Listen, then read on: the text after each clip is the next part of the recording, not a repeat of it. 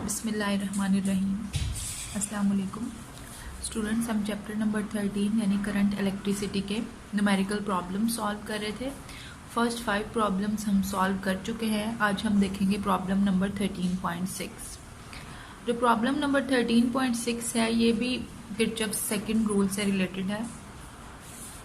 Statement है calculate terminal potential difference of each of cells in circuit of figure given below.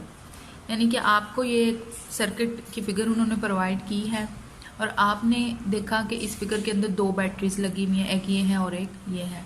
इन दोनों batteries के लिए आपने terminal potential difference की value find out करनी है।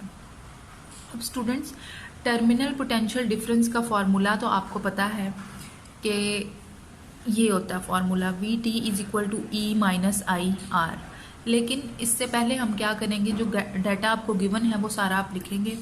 यानी कि अगर आप फर्स्ट सेल को देखें तो फर्स्ट सेल की EMF जो है E1 कहेंगे इसको, और ये है 24 वोल्ट। और इसकी जो इंटरनल रेजिस्टेंस है जिसको हम स्मॉल r से रिप्रेजेंट करते हैं, ये चूंकि सेल नंबर 1 है तो इसको स्मॉल r साथ आप क्या लिखेंगे 1 इज इक्वल टू 0.10 ओहम। और जो ये यहाँ पे कैपिटल रेजिस्टेंस यानी लोड रेजिस्टेंस लगी हुई है इसकी वैल्यू है 8 ओहम। सेकंड जो सेल है आपके पास उसकी EMF है 6 वोल्ट और उसकी जो इंटरनल रेजिस्टेंस है वो है 0.90 ओहम। अच्छा जी, अब आपने क्या करना है, इस सर्किट के अंदर इन 2 बैटरीज के लिए आपने terminal potential difference find out करना है। उसके लिए आपको क्या करना पड़ेगा स्टूडेंट्स, ये जो फॉर्मूला है टर्मिनल पोटेंशियल डिफरेंस का जनरल, इसमें आप देखें आपको E की वैल्यू चाहिए होगी, I की वैल्यू चाहिए होगी और R की वैल्यू चाहिए होगी। ठीक हो गया। अब E और R की वैल्यू तो हर सेल के लिए आपको गिवन है, लेकिन जो करंट है हम हर सेल की करंट डिफरेंट ले सकते हैं, लेकिन जब सर्किट में रेजिस्टेंसेस सीरीज में लगी हो तो करंट डिवाइड नहीं होता। दैट मीन्स के पूरे सर्किट के अंदर सेम करंट ही फ्लो कर रहा होगा। तो इस फिर पूरे सर्किट के लिए पहले आपको करंट फाइंड आउट करना होगी। अच्छा जी, लिखते हैं since R1 R2 and capital R are in series. यानी ये तीनों रेजिस्टेंसेस जो है ये सीरीज में लगी हुई हैं और सीरीज में फिर आप टोटल रेजिस्टेंस किस तरह निकालते हैं, सारी रेजिस्टेंसेस को सम करके। तो जो R टोटल या R इक्विवेलेंट है वो किसके इक्वल होगा, R1 plus R2 plus capital R। तीनों रेजिस्टेंसेस की वैल्यू पुट करें और उनको ऐड करें, ये आपके पास पूरे सर्किट की जो टोटल रेजिस्टेंस ये सर्किट ऑफर कर रहा है वो वैल्यू आपके पास आ गई। उसके बाद अब देखें दोनों बैटरीज एक दूसरे को अपोज कर रही हैं। अपोज करने का क्या मतलब है, पॉजिटिव साइड पे दोनों बैटरीज की इसी साइड पे पॉजिटिव है और दूसरी साइड पे नेगेटिव टर्मिनल है। तो ये दोनों बैटरीज एक दूसरे को अपोज करेंगी तो हम ओवरऑल जो सर्किट के अंदर EMF है वो किस तरह निकालेंगे, बड़ी वाली बैटरी में से छोटी वाली बैटरी की EMF को सब्ट्रैक्ट कर लेंगे। यानी E is equal to E1 minus E2। बड़ी वाली जो बैटरी है 24 वोल्ट की है और जो छोटी है वो 6 वोल्ट की है। तो आपके पास नेट EMF आ गई 18 वोल्ट। अब आप इस सर्किट के अंदर बहने वाला टोटल करंट निकाल सकते हैं। किस तरह से, आपको पता है I is equal to V over R होता है। V को अगर आप EMF की फॉर्म में पुट करें तो E ओवर R इक्विवेलेंट होगा। E की वैल्यू 18 वोल्ट और रेजिस्टेंस की वैल्यू 9 ओहम। दोनों को डिवाइड करें तो 2 एम्पेयर। तो इस सारे सिनेरियो में इस वक्त इस सर्किट के अंदर 2 एम्पेयर करंट जो है वो फ्लो कर रहा है। अब जो बेसिक इन्होंने हमसे क्वेश्चन किया था कि हर बैटरी का terminal potential difference find out करें, तो आप क्या करेंगे, VT यानी terminal potential of first battery is VT is equal to E1 minus IR1 is equal to E1 की वैल्यू पुट कर दी 24 है, I की वैल्यू आपने निकाली है 2 एम्पेयर और R1 की जो वैल्यू है 0.1। तो इन दोनों को जब आप मल्टीप्लाई करेंगे 24 में से माइनस करेंगे तो आंसर आया 23.8 वोल्ट। तो इस बैटरी के लिए जो टर्मिनल पोटेंशियल डिफरेंस की वैल्यू है वो आई है 23.8 वोल्ट। अब आपने सेकंड वाली बैटरी के लिए निकालना है तो उसमें हम क्या करेंगे, VT के ऊपर एक प्राइम लगा देंगे ताकि दोनों को डिस्टिंग्विश कर सकें। VT of second battery is VT prime is equal to E2 minus IR2 नहीं किया, यहाँ पे आपने प्लस IR किया है क्योंकि अब क्या हो रहा है, करंट की जो डायरेक्शन है वो या आप ये कह सकते हैं कि आप अगर यहाँ से चलना शुरू करें तो अब आप नेगेटिव से पॉजिटिव टर्मिनल की तरफ आ रहे हैं, यानी लोड से हायर पोटेंशियल की तरफ आ रहे हैं। तो यहाँ पे आप माइनस की बजाय प्लस का साइन लगाएंगे। तो आपके पास क्या वैल्यू आएगी, E2 की वैल्यू है जी 6 प्लस करंट की 2 और R2 की वैल्यू 0.9 ओहम पुट करें अगर आप, तो आपके पास फाइनल जो आंसर आता है वो आता है 7.8 वोल्ट। तो ये जो है सेकंड वाली बैटरी का टर्मिनल पोटेंशियल डिफरेंस है। ये थी हमारी प्रॉब्लम नंबर 6। अब आते हैं प्रॉब्लम नंबर 7 पे। प्रॉब्लम नंबर 7 जो है वो भी इसी तरह की प्रॉब्लम है। Find the current which flows in all the resistances of the circuit of figure. आपको नेक्स्ट पेज पे एक फिगर दी गई है जिसमें आपने क्या करना है, डिफरेंट रेजिस्टेंसेस लगी हैं, हर रेजिस्टेंस में से गुजरने वाले करंट की वैल्यू आपने फाइंड आउट करनी है। तो जो गिवन डाटा है वो है E1 is equal to 9 volt, E2 is equal to 6 volt, R1 is equal to 18 volt, R2 is equal to 12 volt.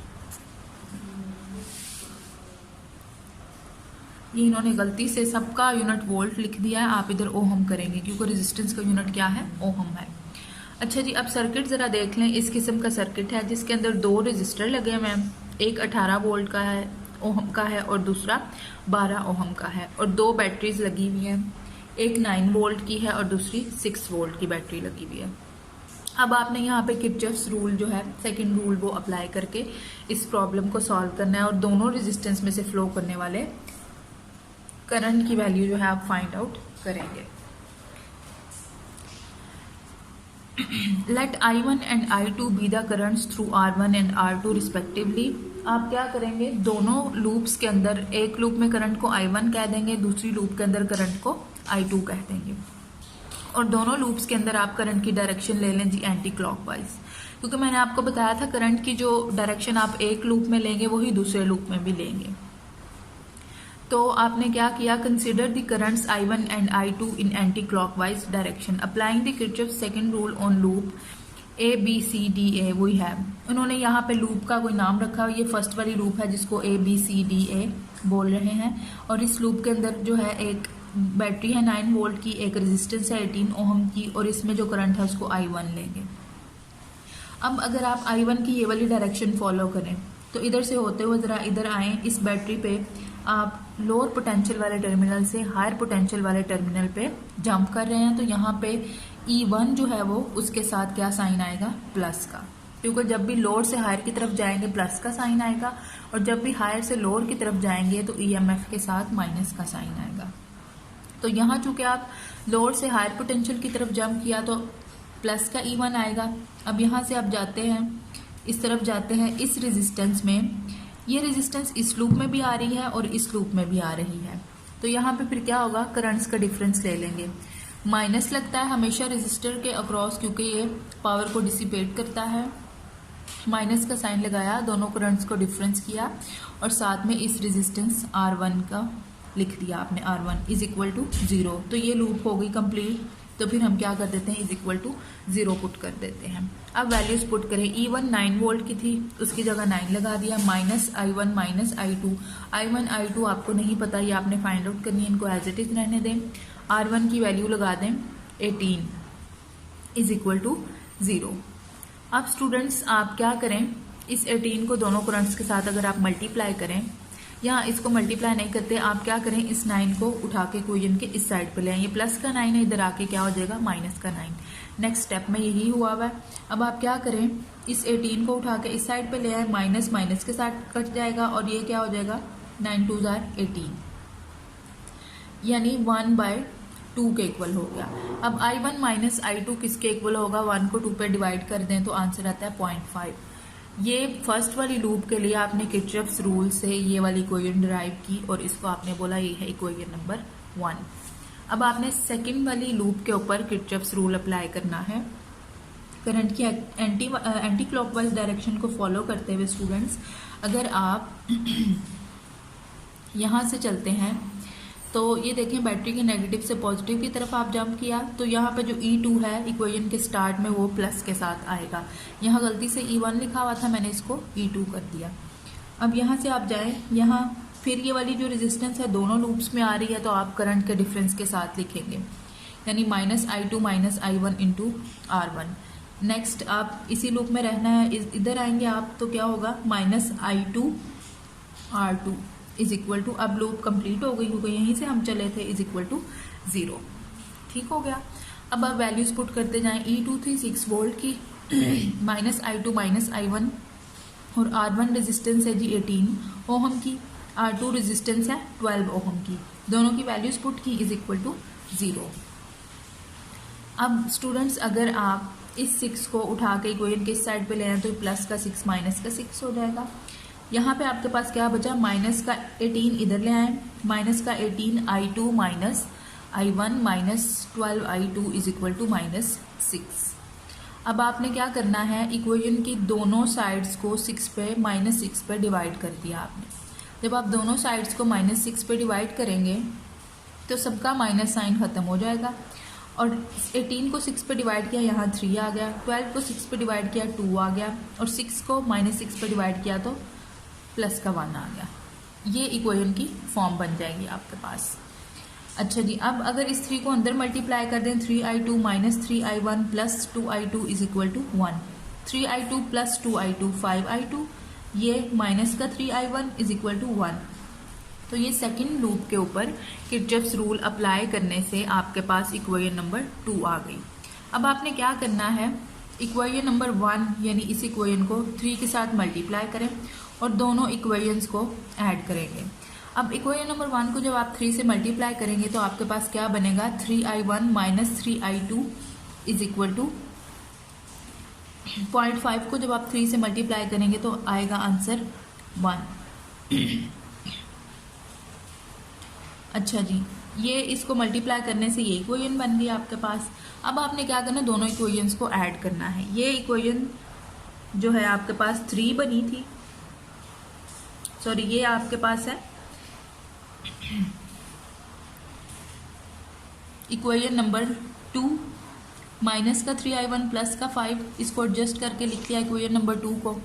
फिर ये क्या है, इक्वेशन नंबर 3 है, दोनों को जब आप ऐड करेंगे तो ये माइनस का 3I1 प्लस का 3I1 कैंसिल हो जाएंगे, 5I2 माइनस 3I2 2I2 बचेगा, और 1 प्लस 1.5 इज इक्वल टू 2.5। अब I2 इज इक्वल टू 2.5 को 2 पे डिवाइड करें तो I2 की जो वैल्यू है आपके पास आ गई 1.25 एम्पेयर। इसका मतलब है कि जो रेजिस्टेंस R2 है उसमें से गुजरने वाले करंट यानी I2 को हमने 1.25 एम्पेयर के इक्वल फाइंड आउट कर लिया है। अब I2 निकाल लिया तो I1 निकाल सकते हैं। इक्वेशन नंबर 1 में इसकी वैल्यू पुट कर दें। Putting this value in equation number 1, I1 minus I2 की वैल्यू पुट की आपने तो I1 की जो वैल्यू है 1.75 एम्पेयर के इक्वल आ गई। तो इस तरह से आपने रेजिस्टेंस R1 और R2 में से निकलने वाले करंट में से गुजरने वाले करंट को फाइंड आउट कर लिया। लेकिन यहाँ पे एक क्वेश्चन बनता है, ये जो रेजिस्टेंस है ये तो एक ही लूप में है, लेकिन ये जो रेजिस्टेंस है ये दोनों लूप्स में है। तो इसको अगर आपने R2 बोला हुआ है, इसका तो करंट I2 के इक्वल होगा, लेकिन ये जो R1 रेजिस्टेंस है इसमें हम इसका करंट कैसे निकलेगा, बड़े वाले करंट में से आप छोटे वाले करंट को माइनस करेंगे, यानी कि current through resistance R1 is equal to किसके होगा, I1 बड़ा है तो बड़े वाले में से छोटे वाले करंट को माइनस करें, 1.75 minus 1.25 is equal to 0.5 ampere. तो इस रेजिस्टेंस 18 ओम वाली में से 0.5 एम्पेयर गुजर रही है और इस 12 ओम के रेजिस्टर में से 1.25 एम्पेयर करंट जो है वो फ्लो कर रही है। तो ये था हमारा प्रॉब्लम नंबर 7। नेक्स्ट है जी प्रॉब्लम नंबर 8। काफ़ी लेंथी प्रॉब्लम है लेकिन बहुत आसान प्रॉब्लम है ये। Find the current and power dissipated in each resistance of the circuit shown in figure. Next page पे एक आपको सर्किट बना के दिखाया गया है जिसके अंदर काफ़ी सारी रेजिस्टेंसेस और बैटरीज लगी हुई हैं जिनकी वैल्यूज गिवन है। E1 जो है वो 6 वोल्ट का है, R1 R3 जो है वो सेम वैल्यू के हैं, वो है 1 ओहम, R2 जो है वो 2 ओहम का है, R4 और R6 जो है वो 1 ओहम के हैं, R5 2 ओहम का है, E2 जो है यानी सेकंड वाली बैटरी जो है वो 10 वोल्ट की है। तो स्टूडेंट्स पहले इसकी फिगर देख लें, वो एक पेज के ऊपर मैंने बना रखी है। इस तरह का आपको सर्किट नेक्स्ट पेज के ऊपर गिवन होगा जिसके अंदर 1 2 3 4 5 6 रजिस्टर लगे हुए हैं और 2 बैटरीज लगी हुई हैं। ये कम्प्लेक्स सर्किट बनेगा, क्योंकि जिस भी सर्किट के अंदर मोर देन वन रजिस्टर और बैटरीज लगी होंगी उसको आप क्या बोलेंगे, कॉम्प्लेक्स सर्किट। तो अब आपने क्या करना है स्टूडेंट्स, हर सर्किट के अंदर आप करंट की डायरेक्शन रख लें जी क्लॉकवाइज। दो लूप्स बन रही हैं, एक में करंट I1 होगा, दूसरे में I2 होगा। दोनों की डायरेक्शन अगर आप क्लॉकवाइज ले लें तो आपको क्या करना होगा, नेक्स्ट स्टेप के किरचॉफ सेकंड रूल आप अप्लाई करेंगे और इक्वेशन लिखेंगे जी। फर्स्ट लूप अगर आप लें, करंट की क्लॉकवाइज डायरेक्शन आप कंसिडर करें और यहाँ से चलना शुरू करें। यहाँ से आप चलेंगे बैटरी के नेगेटिव से पॉजिटिव टर्मिनल पे आप जब जाएंगे तो आएगा जी प्लस का साइन, प्लस का E1। अब यहाँ से जाएंगे आप इस रजिस्टर पे तो क्या आएगा, माइनस का, चूंकि इस लूप में है I1 और साथ ये रजिस्टर R1। देन आप यहाँ से यहाँ आ रहे हैं तो क्या होगा students, I1 minus I2 into R2 हो जाएगा। देन आप यहाँ से इस तरफ को जब जाएंगे तो माइनस का I1 और साथ मल्टीप्लाई हो जाएगा R3 इज इक्वल टू 0। ये फर्स्ट वाली लूप की इक्वेशन है। सेकंड वाली लूप की इक्वेशन भी कर लेते हैं, देन हम इसको सॉल्व करेंगे। अच्छा जी, सेकंड वाली लूप की इक्वेशन जो है, करंट की जब आपने क्लॉकवाइज डायरेक्शन लेनी है, यहाँ से चलें, अब बैटरी के पॉजिटिव से नेगेटिव की तरफ आ रहे हैं तो माइनस का साइन आएगा, E2 माइनस का E2 हो गया। यहाँ आए माइनस का I2 R6, वही यहाँ आए माइनस का I2 minus I1 into R2, ये आ गया। यहाँ पे जब आप जाएंगे माइनस का I2 R4 हो जाएगा, ये लगा दिया। देन आप यहाँ पे आएंगे माइनस का I2 R5, सर्किट हो गया complete, is equal to 0, is equal to 0 करके इसको इक्वेशन नंबर 2 कह देंगे आप स्टूडेंट्स। तो ये आपके पास दो इक्वेशंस हैं, इनको सॉल्व करके आपने करंट की वैल्यू फाइंड आउट करनी है हर रजिस्टर में से, और हर रजिस्टर के अंदर कितनी पावर डिसिपेट हो रही है वो भी आपने फाइंड आउट करनी है। तो इसको सॉल्व करते हैं। अच्छा जी, लूप 1 की ये इक्वेशन आई थी आपके पास, वैल्यूज पुट कर दें। E1 की 6 पुट की, R1 की 1 ओहम है, R2 की 2 ओहम है, R3 की भी 1 ओहम है। तीनों की वैल्यूज पुट कर दी, is equal to 0। 6 minus I1 1 से मल्टीप्लाई होगा तो ये I1 ही रहेगा। इसके साथ मल्टीप्लाई हो गया तो माइनस का 2I1, इसके साथ मल्टीप्लाई हुआ, बाहर से माइनस भी हो रहा है मल्टीप्लाई, प्लस का 2I2 माइनस का I1 इज इक्वल टू 0।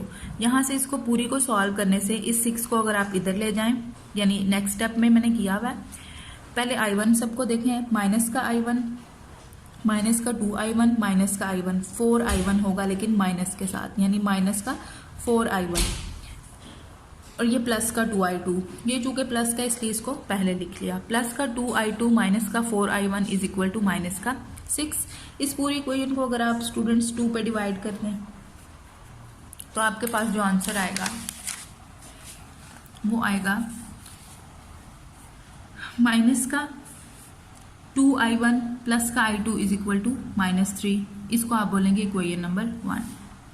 अब आपने ये सर्किट बना हुआ है जो मैंने आपको नेक्स्ट पेज अलहदा पेज पे भी बना के दिखाया था, और आपने सेकेंड लूप के लिए भी इक्वेशन निकाल ली हुई है। वो थी equation minus E2 minus I2 R6 minus I2 minus I1 R2 minus I2 R4 minus I2 R5 is equal to 0। अब आप सारी रेजिस्टेंसेस और बैटरी की वैल्यू पुट करें। माइनस का 10 क्योंकि E2 बैटरी 10 वोल्ट की है, माइनस का 10 minus I2 multiply 1 minus I2 minus I1 multiply by 2 क्योंकि R2 2 ओहम की है, R4 1 ओहम की है, R5 2 ओहम की है। सबकी वैल्यूज पुट की। माइनस का 10 माइनस ये होगा जी I2, ये 2 इसके साथ मल्टीप्लाई होके माइनस का 2I2 हो जाएगा, और इसके साथ मल्टीप्लाई हो गए प्लस का 2I1 हो जाएगा। यहाँ से आएगा माइनस का I2, यहाँ से आएगा माइनस का 2I2 इज इक्वल टू 0। अब पहले I1 को अगर देखें तो I1 का सिर्फ एक ही है, 2I1, वो लिख लिया आपने। I2 कितनी दफ़ा है, minus I2 minus 2I2 minus I2 minus 2I2, यानी 2 2 4 और 1 1 6, माइनस का 6I2 हो जाएगा, और इस 10 को उठा के इधर ले आए तो ये प्लस का 10 हो जाएगा। ये है जी आपके पास इक्वेशन नंबर 2। अब आपने स्टूडेंट्स क्या करना है, दोनों इक्वेशंस इस और इस इक्वेशन को ऐड कर लेना है। जब आप इन दोनों इक्वेशंस को ऐड करेंगे स्टूडेंट्स तो क्या होगा, ये इसके साथ कैंसिल, यहाँ से क्या हो जाएगा जी, माइनस का 5I2 आएगा, और इस साइड पे क्या होगा, प्लस का 7 आएगा। और I2 जब आपने निकालना होगा 7 पे 5 को डिवाइड करेंगे, साथ एक माइनस का साइन आएगा जो कि नेक्स्ट स्टेप में हुआ है। I2 is equal to -7/5 is equal to, इसको जब आप डिवाइड करेंगे तो माइनस का 1.4 एम्पेयर आंसर आएगा। तो जी आपने सेकंड लूप वाले में फ्लो करने वाले करंट यानी I2 को आपने निकाल लिया। अब एक वैल्यू करंट की निकल आई है, दूसरी निकालना बहुत आसान है। आप क्या करेंगे, अच्छा यहाँ पे लिखा हुआ है negative sign shows that the current through this loop is anti clockwise direction, putting this value in equation number 1। हमने करंट की क्लॉकवाइज डायरेक्शन लेके निकाला तो आंसर में आया माइनस, जो कि शो करता है कि करंट की एंटी क्लॉकवाइज डायरेक्शन लेंगे आप। ठीक हो गया। अब आप I2 की वैल्यू पुट कर दें इक्वेशन नंबर 1 के अंदर। इधर I2 की वैल्यू पुट करने से माइनस का 2I2 माइनस का 1.4 इज इक्वल टू -3। इस पूरे को सॉल्व करने से I1 की जो वैल्यू आपके पास आएगी वो है जी 0.8 एम्पेयर। अब देखें ज़रा दोनों में से कौन सी वैल्यू बड़ी है, 0.8 एम्पेयर, क्योंकि ये प्लस के साथ है। अच्छा जी, अब आपने क्या करना है, हर रजिस्टर में से गुजरने वाले करंट को निकालना है। तो आप देखें ज़रा, ये R1 और ये R3 हैं, ये दोनों, इनमें से गुजरने वाला करंट क्या होगा 0.8, क्योंकि इन दोनों की वैल्यूज़ भी क्या है 1 ओहम 1 ओहम है। ठीक हो गया। बिल्कुल इसी तरह से R4, R5 और R6 जो हैं उनमें से करंट गुजर रहा है I2। ठीक है जी, ये दोनों दूसरी लूप में लगे हुए हैं, इनमें से I2 गुजर रहा है तो उसकी वैल्यू है 1.4। अब ये वाला जो रजिस्टर है ये दोनों लूप्स में आ रहा है, तो इसमें से जो गुजरने वाला करंट किस तरह निकालते हैं आप, बड़े वाले करंट में से छोटे वाले करंट को आप सब्ट्रैक्ट कर देते हैं। तो R2 is equal to I1 minus I2। अब जिसके साथ प्लस साइन है वो बड़े वाला होगा 0.8 एम्पेयर माइनस 1.4 एम्पेयर। इनको जब आप माइनस करेंगे तो 2.2 एम्पेयर। तो जो इस रजिस्टर R2 रजिस्टर में से गुजरने वाला करंट है वो कितना है 2.2 एम्पेयर। अब हमने हर रजिस्टर में से गुजरने वाला करंट निकाल लिया है, तो हम क्या करेंगे, हर रजिस्टर के अक्रॉस जो पावर डिसिपेशन है वो P is equal to I²R वाले फॉर्मूला से निकालेंगे। Now power dissipation through the register is given by power dissipation in R1। तो स्टूडेंट्स R1 जो है 1 ओहम का है, I1² इंटू R1 फॉर्मूला आप यूज़ करेंगे। I1 कितना है जी 0.8 का स्क्वायर करें और R1 कितना 1 ओहम का, इसको मल्टीप्लाई करें 0.64 वाट। ये R1 रजिस्टर के अक्रॉस जो पावर डिसिपेशन है वो आपकी आ गई है जी 0.64 वाट। अब चूंकि R1 और R3 दोनों 1 एम्पेयर के और दोनों फर्स्ट लूप में है, दोनों में I1 करंट गुजर रहा है, तो दूसरे वाला जो है तीसरे वाला रजिस्टर R3 सेम वैल्यू होने की वजह से इसमें से भी 0.64 वाट ही इसमें भी पावर डिसिपेशन होगी। ये R3 में से भी आपने निकाल लिया, सेपरेट भी आप सॉल्व कर सकते हैं। नेक्स्ट है जी इस यानी R2 रजिस्टर में से आपने पावर डिसिपेशन निकालनी है। तो R2 में से आप क्या करेंगे जी P2 लिखेंगे इसको, तो ये किसके इक्वल होगा I² इंटू R।